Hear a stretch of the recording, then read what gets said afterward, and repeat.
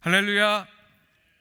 하나님께서 주시는 은혜와 평강이, 하나님께서 주시는 안전함과 건강함이 오늘 함께 예배하는 여러분의 삶 속에 가득하시길 주님의 이름으로 축원합니다. 사랑하는 여러분, 사순절의 한가운데를 지나고 있습니다. 사순절은 부활절을 기다리며 우리를 위하여 십자가의 길을 걸어가신 예수 그리스도의 고난과 사랑을 깊이 묵상하는 절기입니다. 이 복된 절기 속에서 여러분 모두가 십자가의 은혜를 더 깊게 누리는 그런 복된 시간이 되시기를 축복합니다. 교회는 오래전부터 교회력을 따라 예수 그리스도의 생애와 사역을 해마다 되새겨 왔습니다.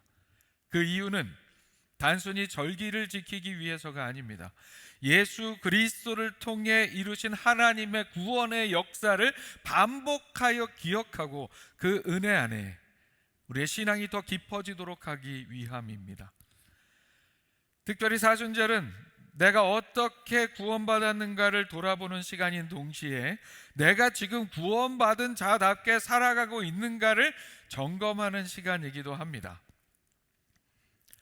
그래서 오늘은 우리의 구원과 우리의 구원받은 삶에 대해서 함께 말씀을 나누려고 합니다.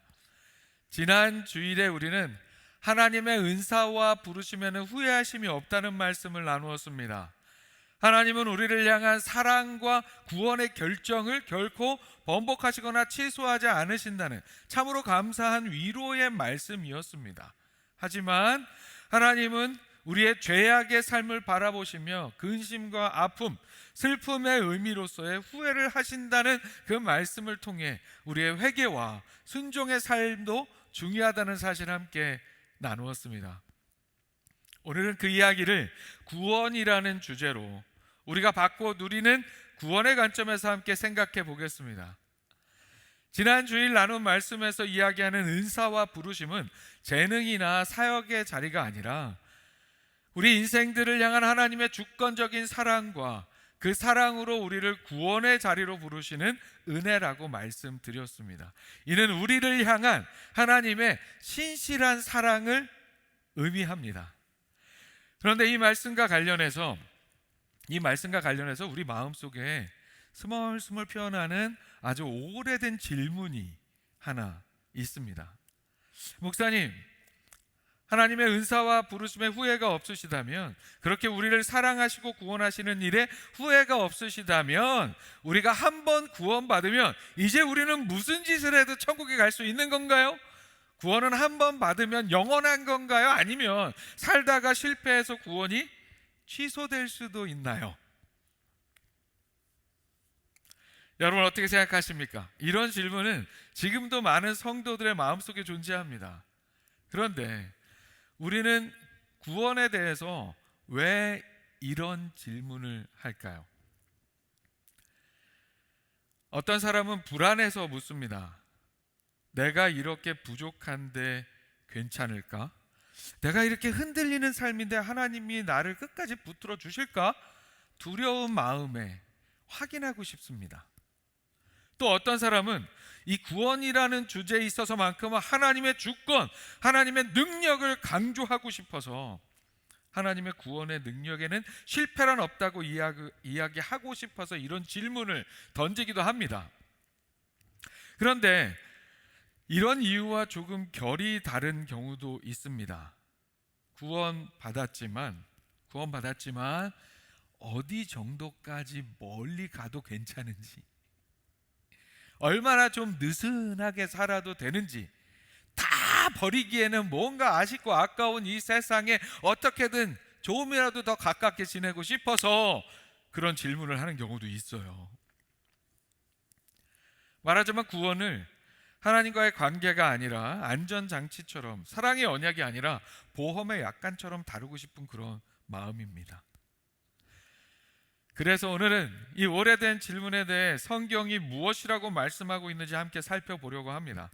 성경은 구원을 하나님의 전적인 은혜로 주어지는 단번의 사건이라고 선언함과 동시에 날마다 두렵고 떨림으로 이루어가야 할 거룩한 과정이라고도 말씀합니다.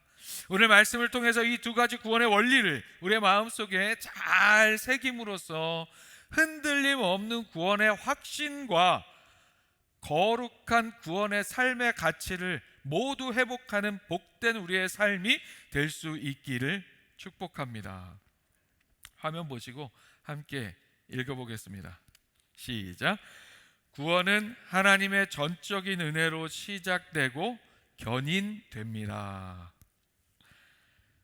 구원이라는 주제에 있어서 가장 중요한 것, 우리가 가장 분명하게 알아야 하는 것은 구원의 주권은 오직 하나님께 있다는 사실입니다. 하나님의 주권 안에서 구원은 하나님의 전적인 은혜로 시작되고 견인됩니다. 구원의 시작도, 구원의 근거도, 구원의 완성도 하나님께 있습니다. 인간인 우리가 먼저 구원을 만들어내거나 우리 스스로의 힘으로 구원의 길을 열 수는 없습니다. 불가능합니다.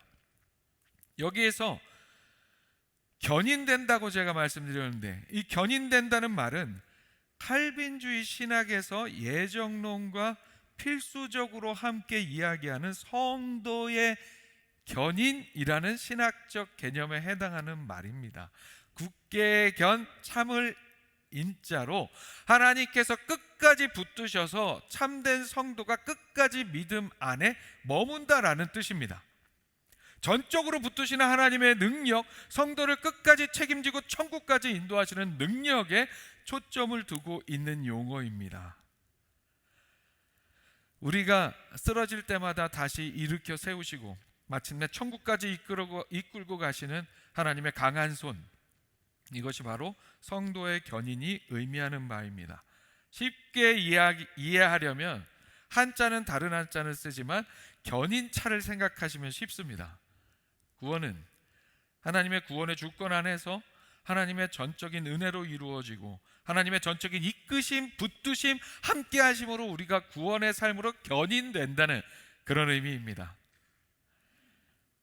그런데 이러한 성도의 견인이라는 신학적 개념을 제시할 수 있는 근거는 무엇일까요? 다시 질문한다면, 그렇다면 왜 하나님께서는 그렇게까지 우리를 포기하지 않으시고 왜 하나님은 그렇게 우리를 끝까지 붙드실까요? 성경은 그 이유를 이렇게 말씀합니다. 그 창세전에 그리스도 안에서 우리를 택하사 우리로 사랑 안에서 그 앞에 거룩하고 흠이 없게 하시려고 그 기쁘신 때로 우리를 예정하사 예수 그리스도로 말미암아 자기의 아들들이 되게 하셨으니. 아멘. 성경은 성도의 구원받은 삶이 어떤 존재적 의미와 가치를 가지는지 분명하게 말씀합니다. 우리가 태어나기도 전, 이 우주가 생겨나기도 전, 곧 창세 전부터 하나님께서 우리를 예정하셔서, 즉 하나님께서 그렇게 우리를 선택하셔서 하나님의 자녀를 삼으셨다고 증거하고 있습니다. 당연히 우리가 뭘 하기 이전이에요. 선한 일을 하기도 전이고 믿음으로 응답하기도 전이고 영원 전부터 나를 선택하시고 구원의 삶으로 예정하셨다는 말씀입니다. 그러나 그 선택과 예정은 그저 어떤 기계적인 의미, 무미건조한 선택과 예정이 아니었습니다. 나를 사랑하셔서, 우리를 사랑하셔서 예수 그리스도를 나를 위해 보내주셔서 십자가를 지게 하시는 그 사랑으로 나에게, 우리에게 하나님의 자녀가 되는 권세를 주셨습니다. 그리고 우리가 하나님의 자녀다운 거룩하고 흠이 없는 삶이 되게 하시려고 우리를 기쁨으로 선택하고 예정하셨습니다. 이것이 바로 칼빈주의 신학에서 이야기하는 예정론의 핵심입니다.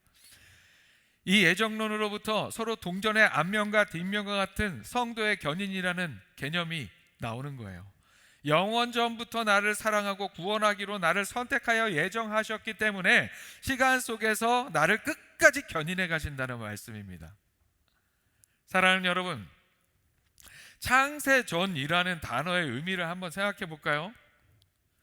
밤하늘에 빛나는 수많은 별들이 있기도 전에, 이 지구상의 바다와 육지가 나눠지기도 전에 온 우주를 창조하신 크고 위대하신 하나님께서 바로 여러분 한 사람 한 사람의 얼굴과 이름을 이미 마음에 품고 계셨습니다. 하나님께서는 그 기쁘신 뜻대로 우리를 애정하셨다고 말씀합니다.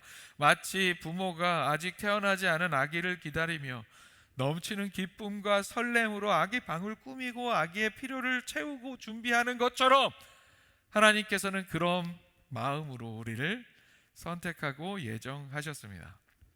그렇게 하나님께서는 영원 전부터 나를, 여러분 한 분 한 분을, 우리를 하나님의 자녀로 입양하실 그 놀라운 계획을 세우시며 기뻐하고 또 기뻐하셨습니다. 이게 얼마나 놀라운 은혜의 말씀입니까? 이 말씀 안에서 우리는 세상이 줄 수 없는 거룩한 영적 자부심을 가질 수 있습니다.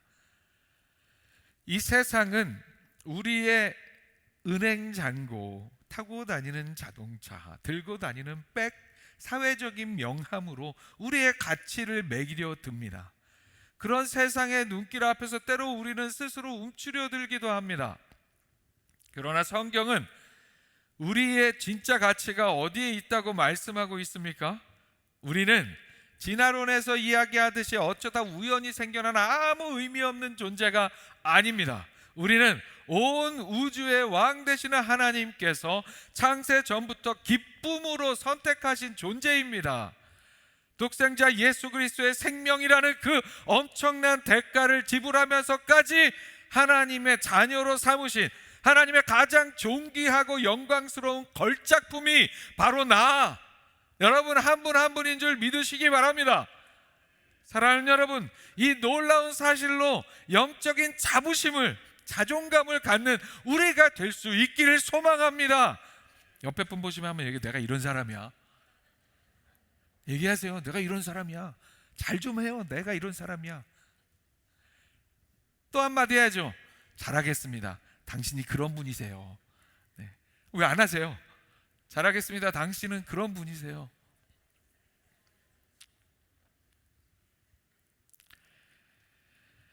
이러한 예정론과 성도의 견인이라는 구원론의 근거가 되는 하나님의 말씀은 오늘 우리의 흔들리고 연약한 일상의 신앙의 삶에 큰 위로와 힘이 되어줍니다.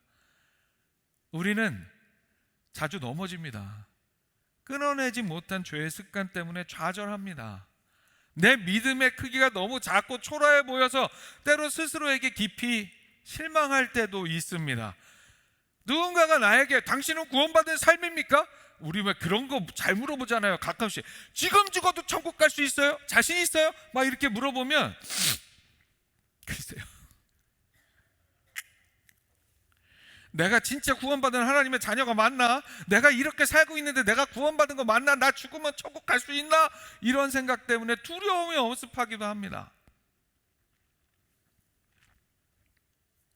만약 우리의 구원의 근거가 나의 어떤 자격, 나의 열심, 나의 선함, 그런 거에 있다면 우리는 단 하루도 평안할 수가 없는 거예요. 내가 나를 잘 아니까요. 하지만 여러분, 안심하세요. 안심하세요. 우리의 구원은 어제의 나의 실수나 오늘의 나의 부족함이 아닌 하나님의 구원의 주권과 능력, 창세 전부터 우리를 향해 굽히지 않으시는 하나님의 그 사랑에 근거하기 때문입니다. 안심하셔도 됩니다. 구원은 내가 무엇을 잘해서, 내가 능력이 있어서 시작된 것이 아닙니다. 나의 구원은 내가 존재하기도 전인 창세 전부터 나를 사랑하시기로, 우리를 사랑하시기로 굳게 마음 먹으신 하나님의 선택과 결정에서 시작이 되었습니다. 그러므로 우리는 나 자신을 바라보다가 낙심하는 삶이 아니라 십자가를 바라보며 다시 일어나는 삶이 될 수 있어야 합니다. 우리 찬양하잖아요. 내게로부터 눈을 들어 주를 보기 시작할 때 주의 일을 보겠네.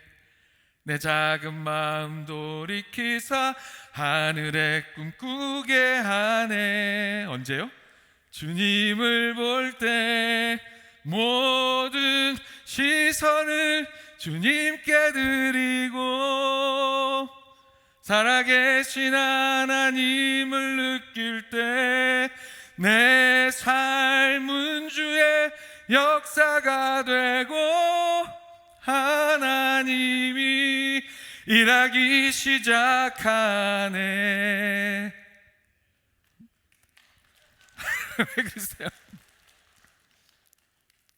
내게로부터 눈을 들어 주를 보기 시작할 때 우리는 흔들림 없는 구원의 확신 가운데 나아갈 수 있습니다.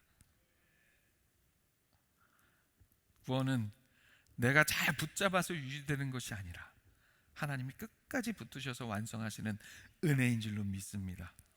나를 향한 하나님의 그 끝센 구원의 선택과 애정이 결코 변하지 않기에 비록 지금은 흠 많고 연약한 우리일지라도 하나님은 끝까지 포기하지 않으시고 우리를 거룩하고 흠이 없는 하나님의 자녀의 삶으로 다듬어 가십니다.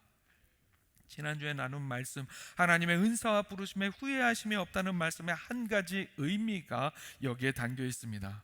결국 하나님은 거룩하고 흠이 없는 가장 영광스러운 모습으로 우리를 완성해 내실 수 있는 분이라는 사실 믿으시기 바랍니다.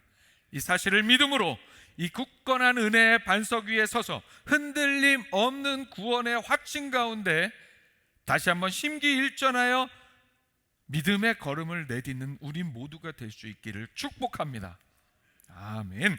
화면 보시고 다시 한번 함께 읽겠습니다. 시작. 구원은 완성된 선물인가 동시에 날마다 이루어가는 거룩한 사명입니다. 사랑하는 여러분, 구원은 하나님의 주권에 의한 완성된 은혜의 선물입니다. 구원받았다 하면은 어떠한 흠도 없고 어떠한 부족한 것도 없어요. 구원받은 거예요. 성경은 그러나 구원에 대한 말씀을 거기서 멈추지 않습니다. 성경은 또한 그 구원을 우리 인생들이 책임적으로 날마다 이루어가는 거룩한 사명이라고도 말씀하고 있어요. 다시 말하면 성경이 말씀하는 구원은 한 번에 단번에 주어지는 은혜와 평생에 이루어가는 과정이 함께 담겨 있다는 말씀입니다.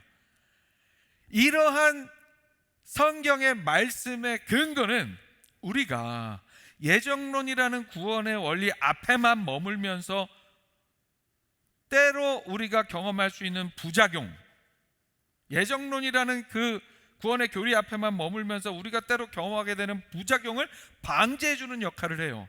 우리로 하여금 구원에 대한 균형 있는 신앙을 갖게 해줍니다.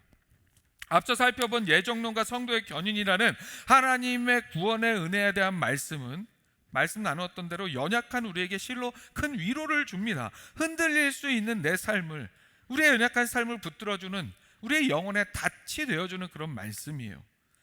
그런데 여기서 우리가 반드시 짚고 넘어가야 할 위험한 함정이 있습니다. 선택과 예정이라는 구원의 주권적 은혜를 우리의 인간적인 이 지식과 이 인식 속에서 어떤 운명론으로만 오해하게 되면 우리 삶에 심각한 부작용이 나타날 수 있다는 사실이에요. 어떤 부작용일까요? 바로 영적인 나태함과 방종, 그리고 교만입니다. 영적인 나태함과 방종은 그런 거예요. 어차피 하나님이 창세 전부터 나를 구원하시기로 다 예정해 놓으셨고 나는 그래서 예수 믿었어. 그리고 끝까지 나를 책임지고 천국에 데려가신다면 아유 힘들어 죽겠는데 뭐 이렇게 신앙생활 어렵게 할 필요 뭐 있어? 하나님 선택하시고 선택에는 실패가 없다는데 이제 즐기며 살자. 적당히 세상과 타협하며 적당히 죄를 짓고 살아도 내 구원은 안전하겠지. 나중에 적당히 회개기도 한번 하면 되겠지. 이러한 생각과 태도를 갖게 하는 부작용이에요. 또 이런 부작용이죠. 이것도 나태함과 방종에 속해 있어요. 아하, 창세전에 구원할 사람을 다 선택해서 예정해 놓으셨다면 내가 굳이 가가지고 전도할 전도 힘들었는데 교회에서 자꾸 선교 가라는데 아우 나 힘들어. 선교 전도 할 필요가 없네. 이미 다 결정돼 있는데. 이런 선교와 전도에 대한 나태와 방종도 고개를 들게 하는 부작용이 있을 수 있어요. 또 하나의 부작용은 교만입니다. 우리가 구원받은 것은 오직 전적인 하나님의 은혜임에도 불구하고 마치 우리에게 어떤 남다른 자격이 있어서 선택받은 것처럼 착각하며 타인을, 이 애정론이라는 것은 나의 구원의 안전벨트를 삼아야 하는 그런 말씀임에도 불구하고 타인을 정죄하는 바리새인적 태도를 갖게 하는 부작용이 있는 거예요. 뭐예요? 교회 밖의 불신자들을 안타까워하고 긍휼히 여기는 마음을 잃어버리고 그들은 그저 버림받은 자들로 취급하면서 나는 선택받았어, 저들은 버림받아서, 때로는 열심히 전도하다가 말을 들어 먹지를 않아요. 그래도 우리는 끝까지 사랑하면서 전도해야 되는데 말을 들어 먹질 않는 순간 아유 쟤는 선택받지 않았나 봐. 나처럼 선택을 받아야 복음이 들어가지. 이런 어떤 생각으로 함부로 그 영혼을 대하게 되는, 그렇게 버림받은 자로 타인을 취급하며 나는 선민의식과 영적인 우월감을 느끼는 것, 그게 교만의 부작용이에요. 심지어 교회 안에서도 아직 믿음이 연약해서 방황하는 성도를 볼 때 그런 생각하는 사람들이 있어요. 저 사람은 행실을 보아하니까 애초에 택함받지 못한 것 같아. 이렇게 함부로 판단하기도 합니다. 나 자신 역시 죽어 마땅한 죄인이었음을 까맣게 잊어버리고 은혜를 무서운 영적 권력으로 변질시키는 교만이에요. 그러나 이런 부작용은 철저한 오해에서 비롯됩니다. 성경은 결코 구원을 영적 나태함이나 방종, 교만의 핑계나 면죄부로 가르치지 않습니다.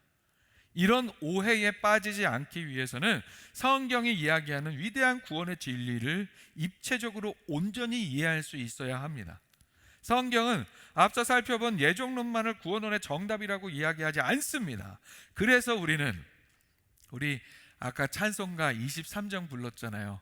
만입이 내게 있으면 그 입 다 가지고. 이 찬양이 여러분 우리 감리교회 아주 자랑스러운 찬양이라는 거 아세요? 1870년대쯤에 웨슬리 그거 보시면 만든 사람이 찰스 웨슬리라고 써 있거든요. 동생 찰스 웨슬리가 이 작시하고 형 존 웨슬리가 신학적인 이 개념 안에서 만들었던 감리교 찬송가, 첫 번째 감리교 찬송가의 첫 번째 장에 들어갔던 자랑스러운 찬송가고요. 그 이후에 모든 감리교 찬송가에는 항상 첫 번째 장에 이게 들어가 있어요. 우리 나라에서 쓰는 우리 이 찬송가에도 이렇게 빠지지 않고 들어가 있죠. 이렇게 감리교 운동을 시작했던, 감리교 무브먼트를 일으켰던 존 웨슬리의 구원론이 주는 거룩한 도전을 우리가 오늘 이 예정론이라는 말씀에 더불어서 함께 살펴볼 수 있어야 합니다.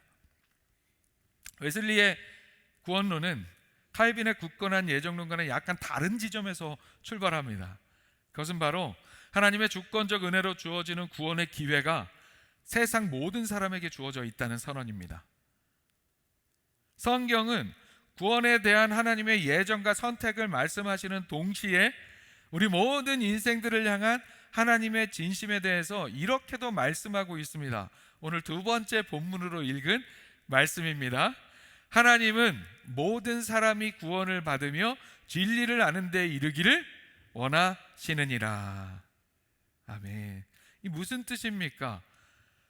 하나님의 사랑은 닫혀있지 않다는 뜻입니다. 십자가의 은혜는 어떤 특정한 사람들만을 위해 숨겨진 문이 아니라 인생 모두를 향해 제공되는 하나님의 구원의 문이라는 뜻입니다. 하나님은 모든 사람이 구원받기를 원하십니다. 가능한 모든 사람이 구원받기를 원하시는 분이 우리 하나님이세요. 그래서 우리는 그 누구도 함부로 버림받은 사람처럼 여길 수 없습니다. 누구를 보든 저 사람도 하나님이 사랑하시는 영혼, 하나님께서 저 사람을 위해서도 예수 그리스도를 십자가에 못 박게 했다는 그 사실을 잊지 않고 사랑의 마음으로 바라볼 수 있어야 합니다. 웨슬리는 이렇게 모든 사람에게 주어진 구원의 기회가 나의 것이 되기 위해서는, 기회는 모든 인생에게 열려져 있어요. 그런데 그 기회가 진정한 나의 것이 되기 위해서는 그 구원이 우리의 삶 속에 실제가 되도록 하기 위해서는 반드시 우리의 하나님께서 허락하신 자유의지 안에서의 책임적인 응답이 있어야 한다고 이야기합니다. 하나님은 강제로 우리를 조종하는 방식으로 구원하지 않으신다는 이야기예요.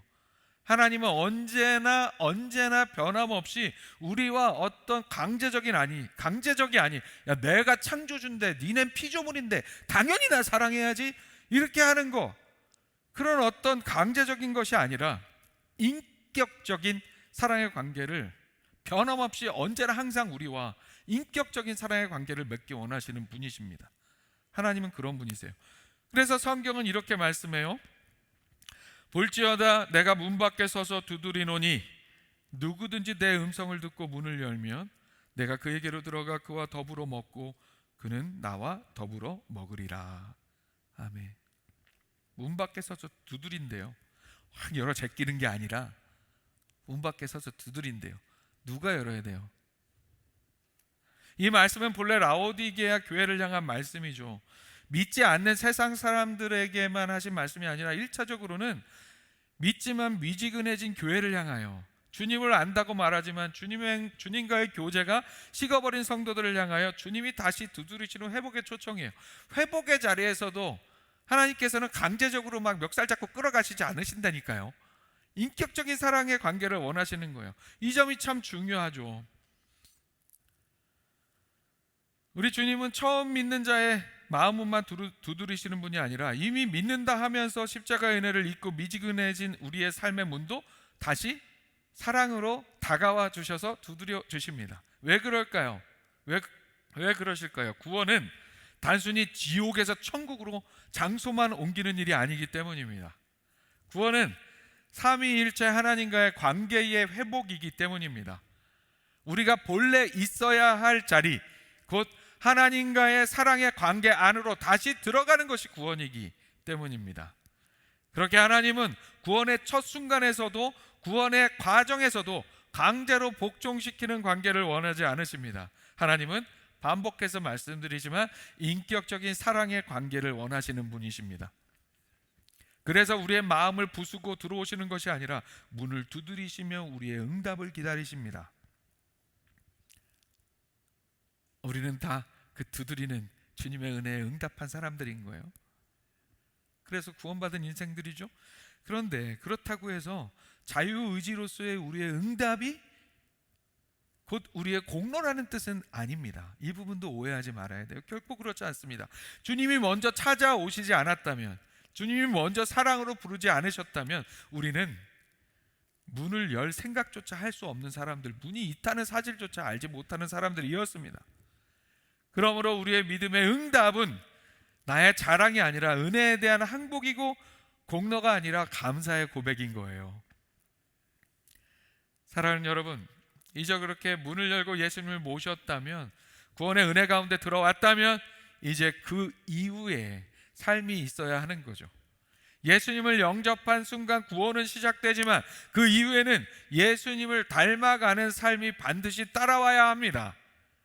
웨슬리는 우리가 예수님을 믿고 영접한 그 순간부터 우리의 책임적인 그 응답이 이제는 삶의 실천이라는 이야기로 계속되어야 한다고 가르쳤습니다. 이것이 바로 성화입니다.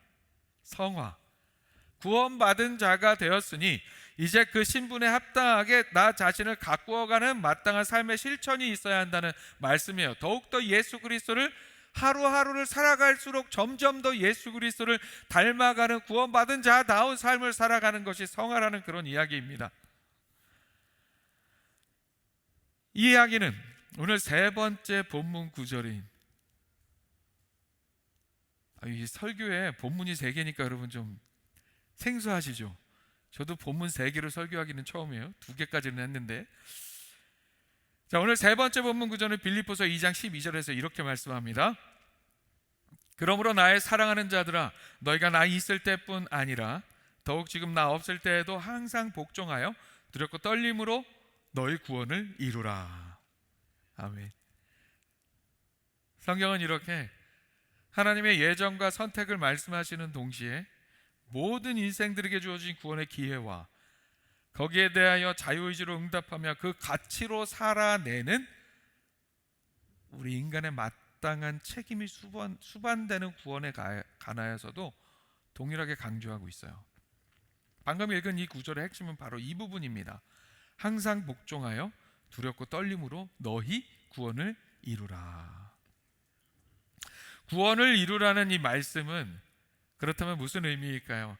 아직 구원이 미완성이니까 내 땀과 공로를 보태서 100% 구원으로 만들라는 뜻입니까?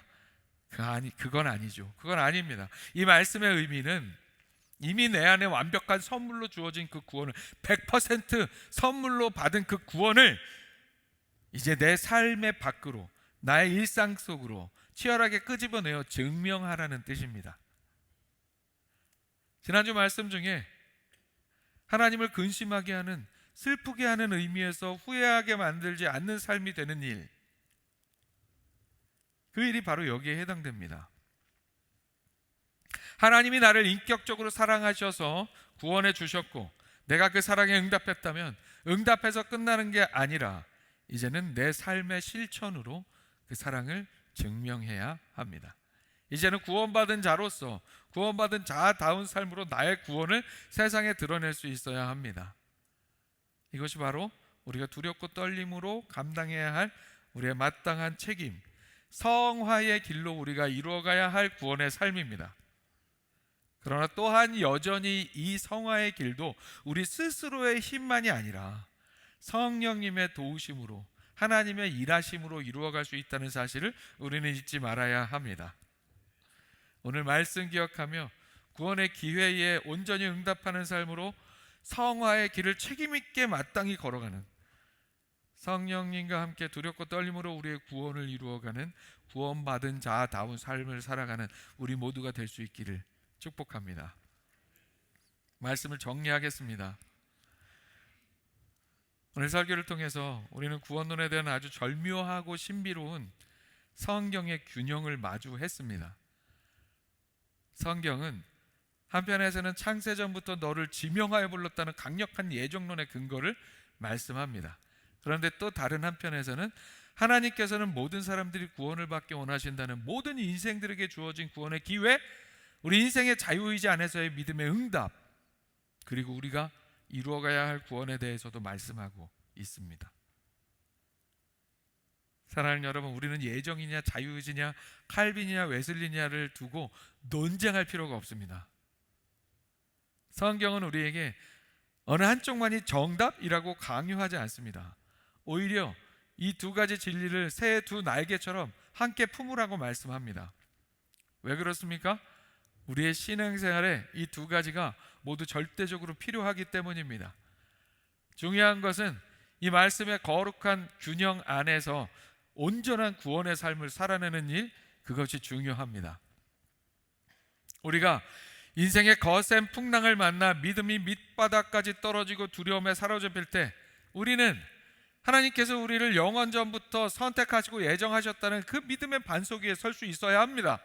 내가 이토록 연약해도 창세전부터 나를 택하신 하나님의 사랑이 나를 끝까지 붙드실 것이라는, 내 능력으로 구원받는 것이 아니라 하나님의 능력으로 구원이 이루어진다는 사실을 온전히 믿고 구원의 확신 가운데 믿음 안에서 평안과 하나님의 그 사랑을 온전히 누리는 삶이 될 수 있어야 합니다. 동시에 우리가 행여라도 영적인 매너리즘에 빠져 게을러지려 할 때 우리는 우리의 응답과 책임을 묻는 구원론 앞에 설 수 있어야 합니다. 하나님께서 모든 사람이 구원받기를 원하시는데 나는 오늘 내 가족과 이웃에게 복음을 전하고 있는가? 전도 열심히 하고 있는가? 선교 열심히 하고 있는가? 하나님께서 지금 저 사람도 구원받기를 원하시는데 하나님의 그 마음으로 나도 나아가야 되는데 나는 잘하고 있나? 하나님께서 나를 이렇게 사랑해 주셔서 독생자 예수 그리스도를 십자가에 못 박혀 죽게까지 하셨는데, 그렇게 나를 구원하셨는데 지금 나의 삶은, 오늘의 나의 삶은 그 은혜의 가치대로 살아가고 있는가? 행여라도 예수님을 또 한 번 십자가에 못 박게 하는 그런 안타까운 죄악의 삶만 살아가고 있는 것은 아닌가? 나는 오늘도 두렵고 떨림으로 내 삶의 구원과 거룩함을 이루어가고 있는가? 스스로를 채찍질하며 거룩한 사명의 자리로 나아갈 수 있는 우리가 또한 될 수 있어야 합니다. 사순절은 바로 그런 절기입니다. 십자가를 바라보면서 나는 십자가의 은혜로 구원받았다는 사실을, 구원의 확신을 다시 한번 확인하는 절기입니다. 동시에 십자가를 바라보며 그러므로 나는 이제 구원받은 자답게 저 십자가의 가치에 맞게 삶을 살아야 한다는 사실을 다시 결단하는 절기입니다. 오늘 말씀을 기억하며 하나님의 주권적인 은혜 안에서 가장 깊은 평안을 누리는 여러분 되시기를 소망합니다. 그러나 그 은혜를 핑계 삼아서 게을러지는 것이 아니라 그 은혜를 힘입어 더욱 거룩한 삶으로 책임 있는 나의 응답으로 나아가는 우리 삶이 되어야 합니다. 그래서 흔들리는 세상 속에서도 구원의 확신 가운데 서며 날마다 우리가 이루어가야 할 구원을 겸손하게 감사함으로 이루어가는 우리 모두가 될 수 있기를 주님의 이름으로 축원합니다. 아멘. 기도하겠습니다. 사랑과 은혜의 하나님 아버지, 오늘도 이 귀한 예배 가운데 말씀으로 우리와 함께 하시니 감사합니다. 오늘 주신 말씀 기억하며 자주 흔들리고 넘어지며 두려워하는 우리가 절대적이고 주권적인 구원의 역사로 선택과 예정으로 우리를 견인하시는 하나님 안에서 구원의 확신을 나의 것으로 누리는 삶 되게 하여 주시옵소서. 또한 동시에 우리가 구원의 은혜를 핑계로 나태해지지 않게 하시고 구원의 은혜를 빌미로 죄와 타협하지 않게 하시며 선택받았다는 생각으로 교만해지지 않게 하여 주시옵소서.